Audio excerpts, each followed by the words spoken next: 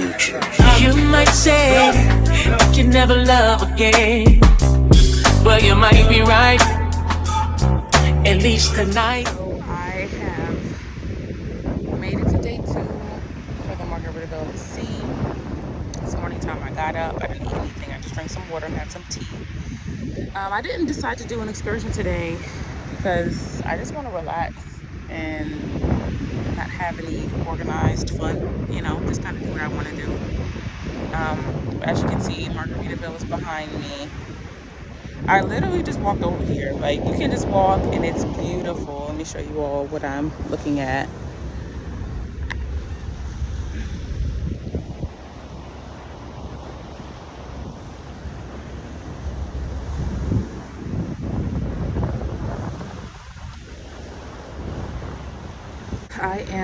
I'm just walking around. I'm gonna sit down for a second, get my thoughts together. It's in like a little abandoned beach over here, and plenty of rocks. It's just so beautiful. It's really like the water is doing something for me. I'll probably get hungry maybe in a few hours. It's 9:30 to be exact, and all aboard time, if I'm not mistaken, is 3:45 or 4 o'clock. So I'm just gonna come and enjoy the scenery, get back on the boat maybe a little later, and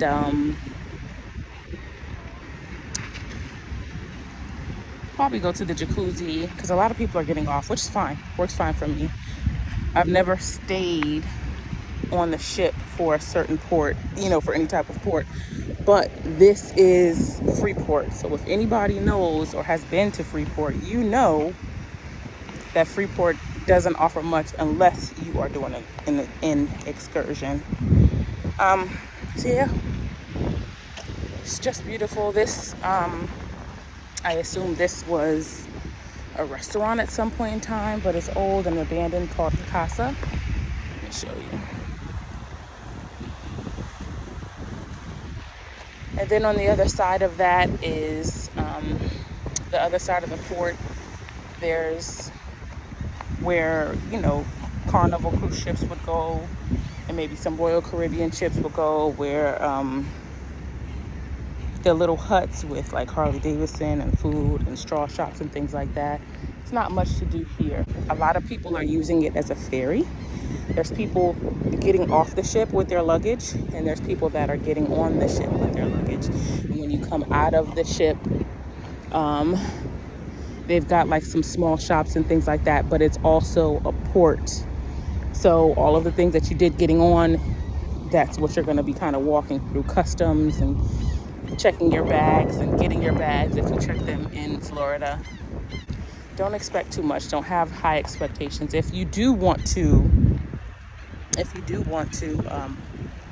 do something, there's plenty of excursions to choose and pick from.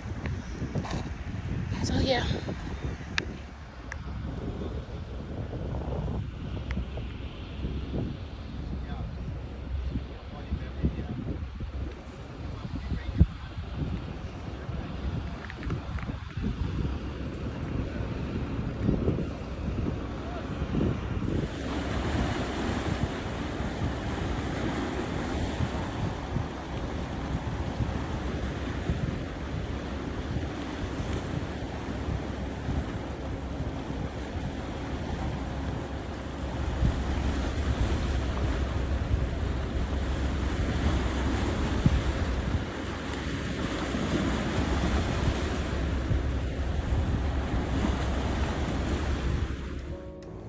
So after meditating for an hour or two, I decided to come on to the second level of the atrium, so to speak.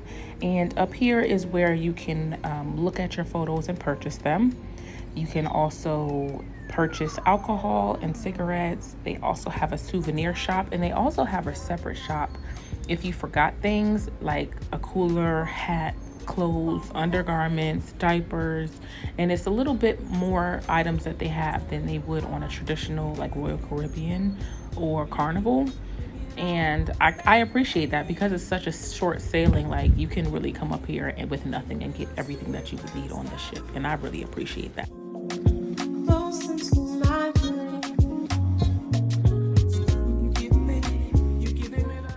So this area was where I did my muster station. It doubles as a coffee shop in the morning, and they have more bars up there and more shops up there as well. It's pretty quiet here if you want to have some alone time to read a book, if you want to play a board game or a card game. It's so much space, and I sat up here and enjoyed myself. And on the lower deck is where you met up if you did an excursion through Margaritaville of the Sea.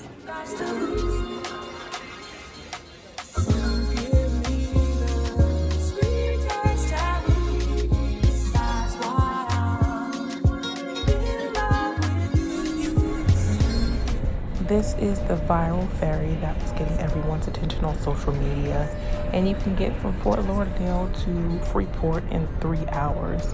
It's a little more pricey than the Margaritaville of the Sea, but nonetheless, it still gets you there.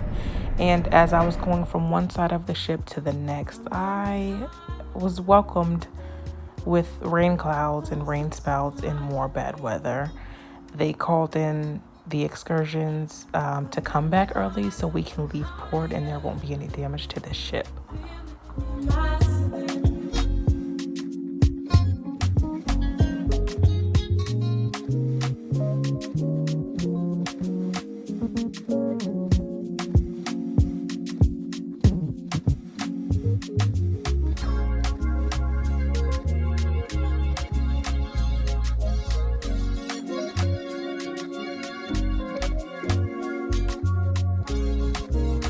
I went to my cabin for the sail away because from this angle it doesn't look like it's bad, but on the other side of the ship is where all of the bad weather is coming from. And this is just another view of the ferry, and you can see now that we're back further from the port how much of a working port it is and how much there's really not much to do.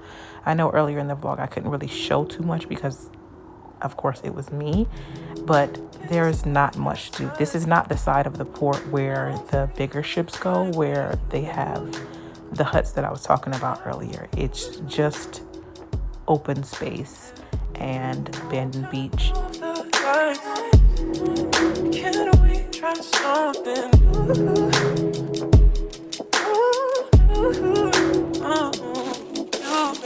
You see the sky flowing through the sheets. You reach in between me. I ain't a stranger to the foreplay. So we can skip the word, baby. Yeah. Leave the lights on, leave the lights on. Leave the lights on, leave the lights on.